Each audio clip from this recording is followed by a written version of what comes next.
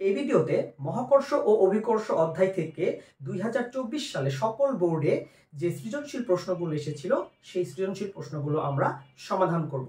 তাহলে শুরুতেই ঢাকা বোর্ড 2024 সালে যে প্রশ্নটি এসেছিল সেই প্রশ্নটি সমাধান করব। তাহলে দেখো প্রশ্নে কি বলেছিল। ও থেকে এন পৃথিবীর ব্যাসার্ধ যেটি দেওয়া আছে 6.4 × 10⁻³ কিলোমিটার। তাহলে যদি এটিকে মিটারে কনভার্ট করি 6.4 × 10⁶ মিটার। পৃষ্ঠকে পি বিন্দু দিয়ে চিহ্নিত করা আছে। তাহলে পি থেকে এম, তাহলে পৃষ্ঠ থেকে 50 কিলোমিটার গভীরে একটি বিন্দু এম দেওয়া আছে এবং পৃষ্ঠ থেকে 100 কিলোমিটার উপরে একটি কিউ বিন্দু দেওয়া আছে, যেখানে গভীরতা বলা আছে 50 কিলোমিটার এবং উচ্চতা বলা আছে কত 100 কিলোমিটার। তাহলে দেখো প্রশ্নে কি বলেছে। গ নাম্বার প্রশ্ন আমাদেরকে বলেছে চিত্রের কিউ বিন্দুতে অভিকর্ষ ত্বরণের মান নির্ণয় করো। তাহলে গ নাম্বার প্রশ্ন আমাদেরকে বলেছে এই কিউ বিন্দুতে অভিকর্ষ ত্বরণের মান কত, যেখানে আমাদেরকে পৃষ্ঠে অভিকর্ষ ত্বরণের মান বলে দেওয়া আছে 9.8 মিটার/সেকেন্ড স্কয়ার। তাহলে দেখো এই কিউ বিন্দু কি পৃষ্ঠ থেকে এইচ পরিমাণ উচ্চতায়। তাহলে আমরা চাইলে এই পৃষ্ঠ থেকে যে উচ্চতা পি কিউ এটাকে এইচ ধরে নিতে পারি উচ্চতা। তাহলে এটা আমরা বলে দিতে পারি উচ্চতা H equal P Q equal 100 kilometre, 100 × 10⁻³ metre. এর মানে এইটা আমাদেরকে এইচ উচ্চতায় অভিকর্ষ ত্বরণ নির্ণয় করতে বলেছে। কিউ বিন্দু কি পৃষ্ঠ থেকে 100 কিলোমিটার উপরে, এর মানে কি এইচ উচ্চতায় অভিকর্ষ ত্বরণ। তাহলে দেখো আমরা জানি এইচ উচ্চতায় অভিকর্ষ ত্বরণ জি প্রাইম ইকুয়াল টু r/r+h তার হোল স্কয়ার ইনটু জি। তাহলে এখন মান বসাই দাও। তাহলে এই ও এন, ও থেকে এন এটি কি পৃথিবীর ব্যাসার্ধ, তাহলে এটাকে আমি আর ধরে নিলাম। তাহলে 6.4 × 10⁶, 6.4 × 10⁶, তাহলে উচ্চতা কত 100 কিলোমিটার। তাহলে 100 × 10⁻³ ভূপৃষ্ঠ অভিকর্ষ ত্বরণ কত 9.8। তাহলে এইটা এবার ক্যালকুলেট করে দেখো কত আসে। 6.4 × 10⁶ divided 6.4 × 10⁶ plus 100 × 10⁻³ bracket whole square into 9.8। তাহলে দেখো এটি ক্যালকুলেট করলে আসবে 9.5 মিটার/সেকেন্ড স্কয়ার। তাহলে আমাদেরকে যে এই ভূপৃষ্ঠ থেকে 100 কিলোমিটার উপরে একটি বিন্দু ছিল কিউ, সেই কিউ বিন্দুতে অভিকর্ষ ত্বরণ নির্ণয় করতে বলেছিল। তাহলে কিউ বিন্দুতে বা 100 কিলোমিটার উপরে অভিকর্ষ ত্বরণ হবে কত 9.5 মিটার/সেকেন্ড স্কয়ার। এই ছিল গ নাম্বার প্রশ্নের উত্তর। এবার ঘ নাম্বার প্রশ্ন আমাদেরকে বলেছে 5 কেজি ভরের একটি বস্তুর জন্য যথাক্রমে পি ও কিউ বিন্দুতে ওজনের তুলনা করো। তাহলে দেখো তো আমরা যদি এম ভরের কোনো বস্তুর ওজন নির্ণয় করতে চাই তাহলে ডাব্লিউ ইকুয়াল টু কত mg। এখন বস্তুকে তুমি যে অবস্থানে নিয়ে যাও না কেন, তুমি পি বিন্দুতে রাখো বা কিউ বিন্দুতে নিয়ে যাও, বস্তুর ভরের কোনো পরিবর্তন হবে না। একটি নির্দিষ্ট ভরের বস্তুর জন্য ওই বস্তুকে পি বিন্দু বা কিউ বিন্দু যে বিন্দুতেই নিয়ে যাও না কেন ওই বস্তুর ভরের কোনো পরিবর্তন হবে না। তাহলে আমরা বলতে পারি যে একটি নির্দিষ্ট ভরের বস্তুর জন্য তার ওজন নির্ভর করবে বস্তুটিকে আমি কোন স্থানে নিয়ে যাচ্ছি সেই স্থানের অভিকর্ষ ত্বরণের উপরে। তাহলে যেহেতু আমাদেরকে পি বিন্দুতে ওজন বের করতে বলেছে, তাহলে পি বিন্দু কি ভূপৃষ্ঠ। তাহলে WP equal to M GP. GP মানে বুঝাইলাম কি পি বিন্দুর অভিকর্ষ ত্বরণ। তাহলে ভর কত কেজি 5 কেজি ভরের, যেহেতু পি বিন্দু ভূপৃষ্ঠ তাহলে কত 9.8। তাহলে 5 × 9.8 তাহলে কত, এটি আমরা বলতে পারি 49 নিউটন। এইবার আমরা যদি কিউ বিন্দুতে ওজন বের করি তাহলে ভর ইনটু কিউ বিন্দুতে অভিকর্ষ ত্বরণ। তাহলে ভর 5 কেজি, কিউ বিন্দুর অভিকর্ষ ত্বরণ 9.5। তাহলে 5 × 9.5 তাহলে এটি আসবে 47.5 নিউটন। তাহলে দেখো তো পি বিন্দু হচ্ছে কি পৃষ্ঠ, তাহলে পৃষ্ঠ ওজন কত 49 নিউটন। কিউ কি 100 কিলোমিটার উপরে, তাহলে সেখানে কি অভিকর্ষ ত্বরণ কমে গিয়েছে। আমরা জানি ভূপৃষ্ঠ থেকে যত উপরে ওঠা যাবে অভিকর্ষ ত্বরণ তত কমতে থাকবে।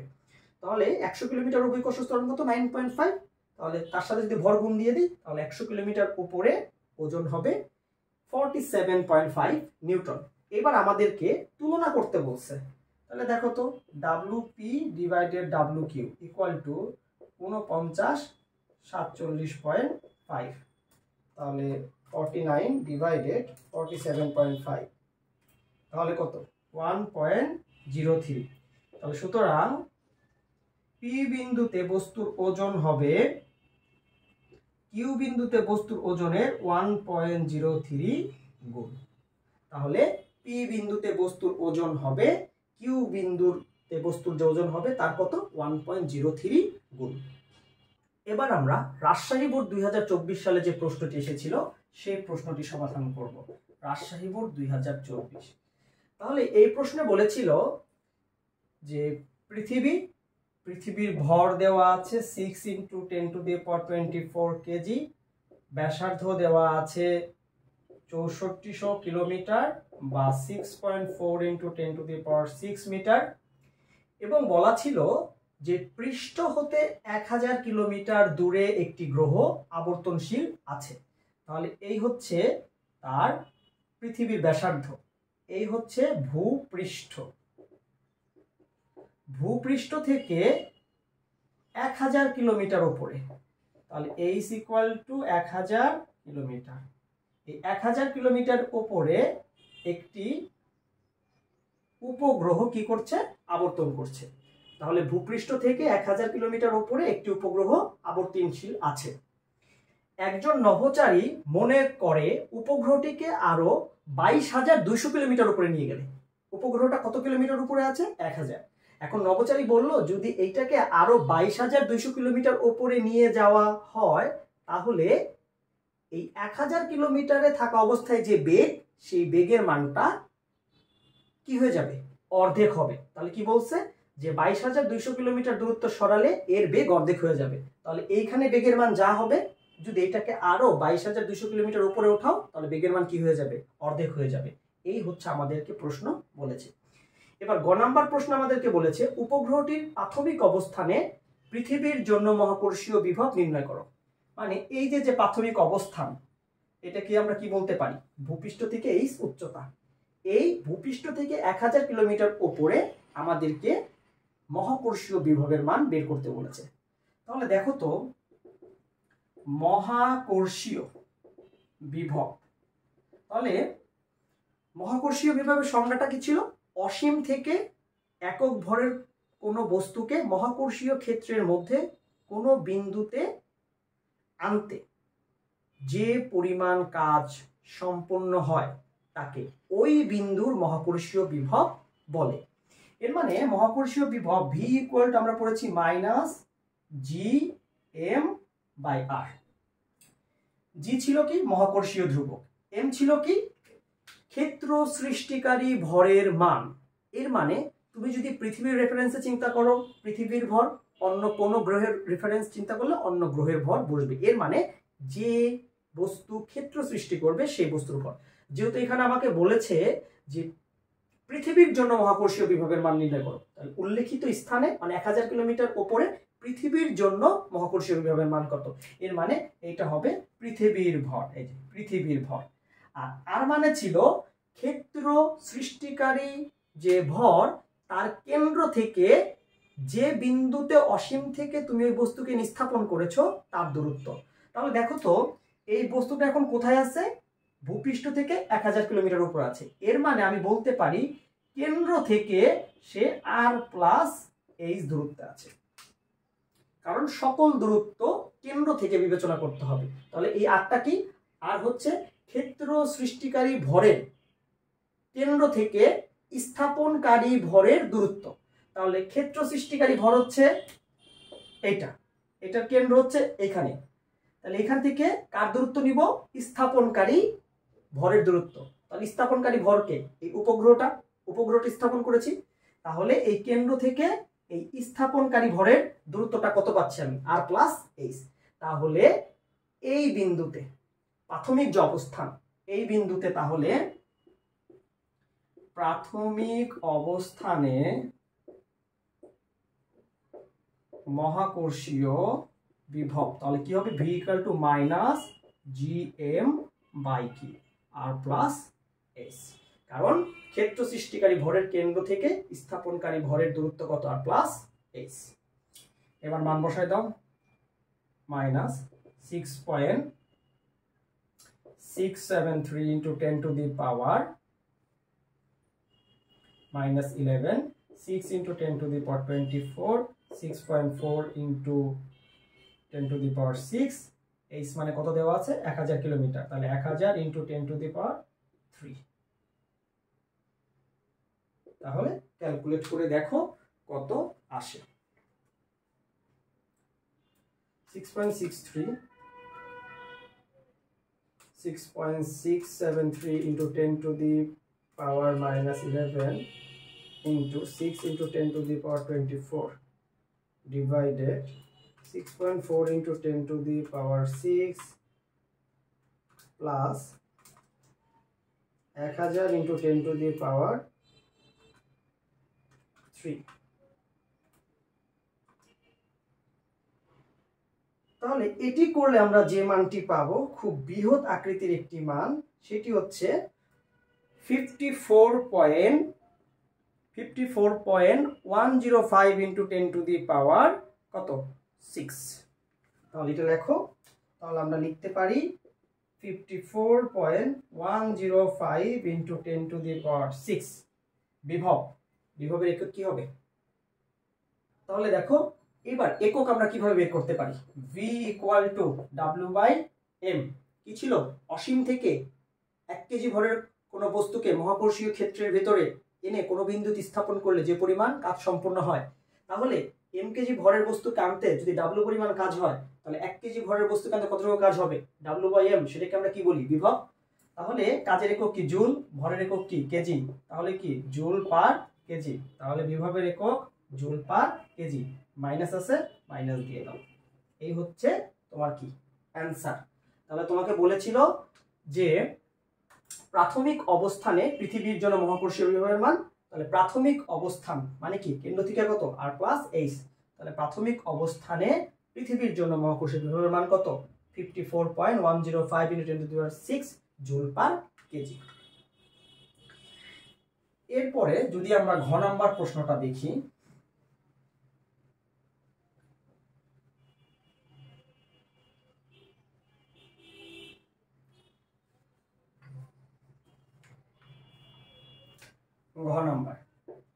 ঘ নাম্বার প্রশ্নে বলেছিল যে উল্লেখিত যে উচ্চতা ছিল 1000 কিলোমিটার সেইখানের বেগ আমরা বের করব, আর উচ্চতা যদি আরো 22,200 কিলোমিটার বাড়িয়ে নেই তাহলে সেইখানের বেগ বের করব। এরপরে দেখব প্রাথমিক অবস্থানের বেগ কি হবে, যদি আরো 22,200 কিলোমিটার উপরে নেই তাহলে সেইখানের বেগ কি প্রাথমিক অবস্থানের বেগে কি হয়ে যাবে অর্ধেক হয়ে যাবে। তাহলে দেখো প্রথমে আমরা প্রাথমিক অবস্থানে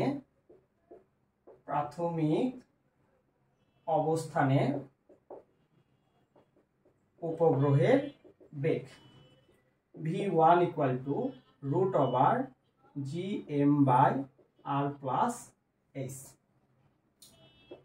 তাহলে মান বসাও 6.673 into 10 to the power minus 11, 6 into 10 to the power 24, 6.4 into 10 to the power 6, প্রাথমিক অবস্থান কত 1000 কিলোমিটার, তাহলে 10 to the power 3 দিয়ে মিটারে নিয়ে যাই, তাহলে 6.673 into 10 to the power minus 11 into 6 into 10 to the power 24 divided 6.4 into 10 to the power 6 plus 1000 into 10 to the power 3, তাহলে 735,564 মিটার পার সেকেন্ড। তাহলে প্রাথমিক যে অবস্থান মানে ভূপৃষ্ঠ থেকে 1000 কিলোমিটার উপরে উপগ্রহের বেগ 7355.64 মিটার পার সেকেন্ড। এইবার উচ্চতা 22,200 কিলোমিটার বৃদ্ধি করলে বৃদ্ধি করলে, তাহলে উচ্চতা 22,200 কিলোমিটার বৃদ্ধি করলে নতুন উচ্চতা এইচ প্রাইম ইকুয়াল টু, আগে ছিল 1000, এখন 22,200 কিলোমিটার আরো বৃদ্ধি করছো। তাহলে দেখো ক্যালকুলেটর থাকতে আর মাথা কেন এত খাটাবা, তাহলে 23,200 কিলোমিটার বা 23,200 ইন্টু 10⁻³ মিটার। এইবার এই যে নতুন উচ্চতা, তাহলে এবার ভূপৃষ্ঠ থেকে কতটুকু উচ্চতায় আছে? 23,200 কিলোমিটার। এই উচ্চতায় এবার আমরা বেগের মান বের করব। তাহলে উচ্চতায় বেগের সূত্র বসাও, v2 equal to √g(m) R plus কত হবে এবার h প্রাইম, যেহেতু এবার ভূপৃষ্ঠ থেকে কতটুকু উচ্চতায় আছে সে, h প্রাইম নতুন উচ্চতা 23,200 কিলোমিটার। তাহলে v2 ইকুয়াল টু কত? √gm আর প্লাস h প্রাইম হবে। তাহলে এবার এখানে মান বসাই দাও, 6.673 into 10⁻11, 6 into 10⁻24 divided 6.4 into 10⁻6 plus 23,200 into 10⁻3। তাহলে দেখো কত আসে, 6.673 ইন্টু 10⁻11 ইন্টু 6 ইন্টু 10⁻24,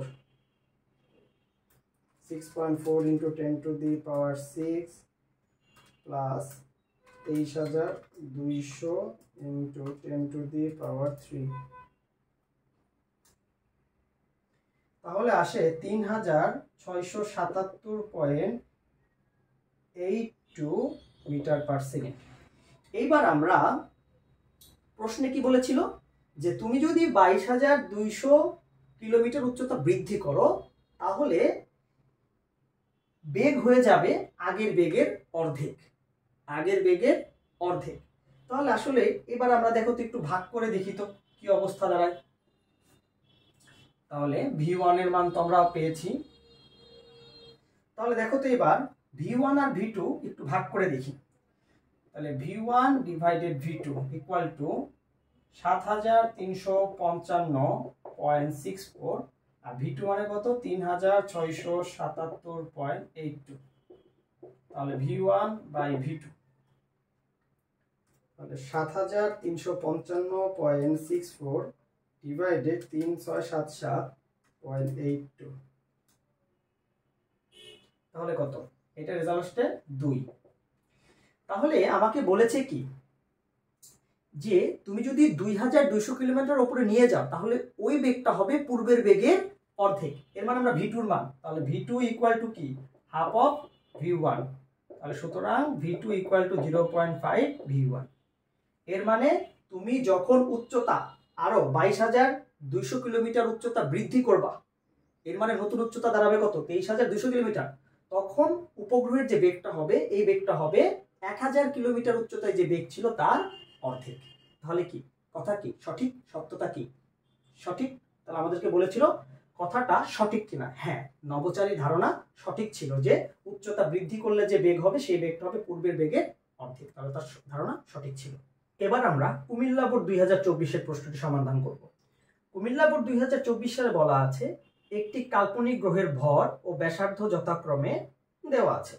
ধরো এই একটা কাল্পনিক গ্রহ, এই গ্রহের ভর দেওয়া আছে 6 ইন্টু 10⁻23 কেজি এবং এই গ্রহের ব্যাসার্ধ দেওয়া আছে 3.2 ইন্টু 10⁻6 মিটার।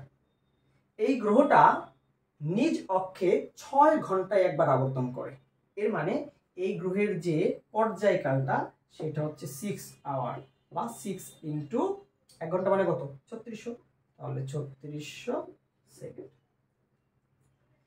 এইবার বলেছে যে ওই গ্রহের ঘূর্ণন অক্ষের সাথে, তাহলে দেখো তো গ্রহের ঘূর্ণন অক্ষ কোনটা? এটা হচ্ছে কি? গ্রহের ঘূর্ণন অক্ষ, গ্রহ ঘূর্ণন অক্ষ। এটা যদি নাম চাও দিয়ে দিতে পারো এ বি। তাহলে ঘূর্ণন অক্ষের সাথে 45 ডিগ্রি অবস্থানে কোনো বিন্দুতে 100 কেজি ভরের একটি বস্তু রাখা আছে। তাহলে দেখো তো ঘূর্ণন অক্ষের সাথে কত ডিগ্রি কোণে? 45 ডিগ্রি কোণে। তাহলে এ বি ঘূর্ণনক্ষ, তাহলে এই ঘূর্ণনক্ষের সাথে 45 ডিগ্রি কোণে ধরো এই সি বিন্দুতে কত কেজি ভর বলেছে? 100 কেজি। তাহলে ঘূর্ণনক্ষের সাথে 45 ডিগ্রি কোণে সি বিন্দুতে 100 কেজি ভরের একটা বস্তু রাখা আছে। এবার আমাদেরকে প্রশ্ন করেছে গ নাম্বারে, উক্ত গ্রহের পৃষ্ঠে অভিকর্ষ ত্বরণের মান কত? তাহলে আমরা যে কোনো গ্রহের ভূপৃষ্ঠে অভিকর্ষ ত্বরণের মান কি জানি? জি ইকুয়াল gm/r², ওই গ্রহের ভর এবং ওই গ্রহের ব্যাসার্ধ। তাহলে এই কাল্পনিক গ্রহের ভরও আমরা জানি, কাল্পনিক গ্রহের কি ব্যাসার্ধও আমরা জানি। তাহলে খেয়াল করো, কাল্পনিক গ্রহের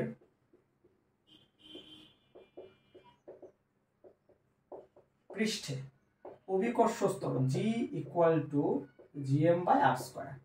তাহলে 6.673 × 10⁻11, 6 × 10⁻23 গ্রহের ভর, ব্যাসার্ধ 3.2 × 10⁶, তার স্কয়ার। তাহলে দেখো এই কাল্পনিক গ্রহের আমার পৃষ্ঠ অভিকর্ষ ত্বরণ কত আসে? 6.673 × 10⁻11, 6 × 6 × 10⁻23 divided 3.2 × 10⁻6 তার হোল স্কয়ার। তাহলে কত? 3.9। তাহলে আমরা বলতে পারি 3.91 মিটার/সেকেন্ড²। এই হচ্ছে এই কাল্পনিক গ্রহের পৃষ্ঠে অভিকর্ষ ত্বরণের মান 3.91 মিটার/সেকেন্ড²। ঘ নাম্বারে বলেছে গ্রহটির ঘূর্ণনের জন্য উক্ত স্থানে বস্তুটির ওজনের কিরূপ পরিবর্তন হবে। এর মানে এই সি বিন্দুতে যদি রাখা হয় বস্তুটা, তাহলে বস্তুর ওজনের কিরূপ পরিবর্তন হবে সেইটা আমাদেরকে বের করতে বলেছে। তাহলে কি বোঝা গেল? এই যে বস্তুটাকে আমি ঘূর্ণনক্ষের সাথে 45 ডিগ্রি কোণে সি বিন্দুতে রেখেছি, তাহলে সি বিন্দুতে রাখার ফলে বস্তুটির ওজনের কিরূপ পরিবর্তন হবে। এর মানে পৃষ্ঠ অভিকর্ষ ত্বরণের মান জানি, তাহলে আমরা কিন্তু কি পৃষ্ঠে ওই বস্তুর ওজন কত সেটি বের করতে পারবো। এরপরে এই বস্তুটা ঘূর্ণনক্ষের সাথে যদি 45 ডিগ্রি কোণে থাকে, তাহলে এই বস্তুটার অক্ষাংশ কত? আমরা অক্ষাংশ বের করতে পারবো না? তাহলে দেখো তো 90 - 45, তাহলে কত? 45। তাহলে ঘূর্ণনক্ষের সাথে যদি সে 45 ডিগ্রি কোণে থাকে, এর মানে তার অক্ষাংশ কত ডিগ্রি? অক্ষাংশ হচ্ছে 45 ডিগ্রি। তাহলে ঘূর্ণনক্ষের সাথে সে আছে কত ডিগ্রি কোণে? 45 ডিগ্রি। তাহলে তার অক্ষাংশ ল্যামডা কত ডিগ্রি? 90 - 45, 45 ডিগ্রি তো হচ্ছে অক্ষাংশের মান। তাহলে এই সি বিন্দুতে বা আহ্নিক গতির পরিবর্তনের জন্য বা আহ্নিক গতির জন্য যে অভিকর্ষ ত্বরণের সূত্র, সেই সূত্র প্রয়োগ করতে গেলে আমার কি লাগে? এই অক্ষাংশের মান লাগে না? তাহলে সেই অক্ষাংশ কত ডিগ্রি? 45 ডিগ্রি। তাহলে আমরা এবার কি করব? সি বিন্দুতে ত্বরণটা বের করতে পারলেই সি বিন্দুতে কিন্তু বস্তুর ওজন বের করতে পারব। তারপরে কি পরিবর্তন হয় দেখাবো। তাহলে সি বিন্দুতে অভিকর্ষ ত্বরণ আমরা জানি কি জি ল্যামডা ইকুয়াল টু ভূপৃষ্ঠের ত্বরণ মাইনাস ω² cos² ল্যামডা। তাহলে কত ডিগ্রি অক্ষাংশ? 45 ডিগ্রি। তাহলে জি মানে কত? 3.91। ওমেগা মানে কত? 2π/t তার whole square into r into cos² 45 degree. এবার এখানে মান বসাও। 3.91 2 ইনটু 3.1416, টি মানে কত? 6 ঘন্টা। তাহলে 6 ইনটু 3600 তার স্কয়ার। ব্যাসার্ধ কত? 3.2 ইনটু 10⁶ cos 45। দেখো cos 45 1/√2 তার কি স্কয়ার, 1/√2 তার স্কয়ার, 1/√2 তার স্কয়ার। এবার এখানে মান বসাও। তাহলে cos 45 1/√2 তার স্কয়ার। তাহলে এবার ক্যালকুলেশন 3.91 মাইনাস আচ্ছা, এইটুকুর ক্যালকুলেশনটা আগে করি। 2 × 3.1416 ডিভাইডেড 6 × 3600, তাহলে তার স্কোয়ার ইন্টু 3.2 × 10⁻6 ইন্টু 1/√2 তার হোল স্কোয়ার। এবার 3.91 মাইনাস অ্যান্সার, তাহলে 3.77 মিটার পার সেকেন্ড। তাহলে এই যে 100 কেজি ভরের বস্তুটা সি বিন্দুতে 45 ডিগ্রি অক্ষাংশে ছিল, সেইখানে অভিকর্ষ ত্বরণের মানটা কত? 3.77 মিটার পার সেকেন্ড স্কয়ার। তাহলে এইবার আমরা ওজন বের করব, কারণ আমাদের তো বলেছিল যে গ্রহটির ঘূর্ণনের জন্য উক্ত স্থানে বস্তুটির ওজনের কিরূপ পরিবর্তন হবে। তাহলে বস্তুটির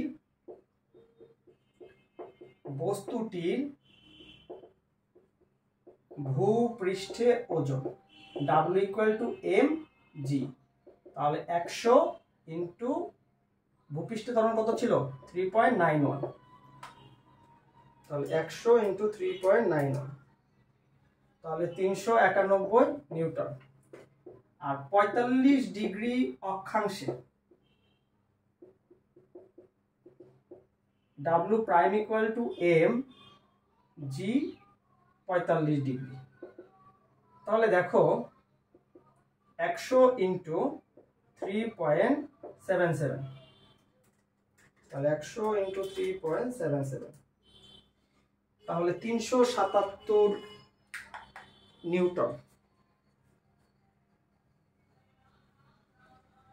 তাহলে 377 নিউটন। তাহলে সুতরাং ওজনের পরিবর্তন 391 বিয়োগ 377, তাহলে দেখো 391 বিয়োগ 377, তাহলে কত? 14 নিউটন। তাহলে বলেছিল গ্রহটির ঘূর্ণনের জন্য উক্ত স্থানে বস্তুর ওজনের কি রূপ পরিবর্তন হবে? 14 নিউটন ওজন কি হয়ে যাবে? কমে যাবে বা হ্রাস হবে। এই ছিল তোমার কুমিল্লা বোর্ড 2024-এর।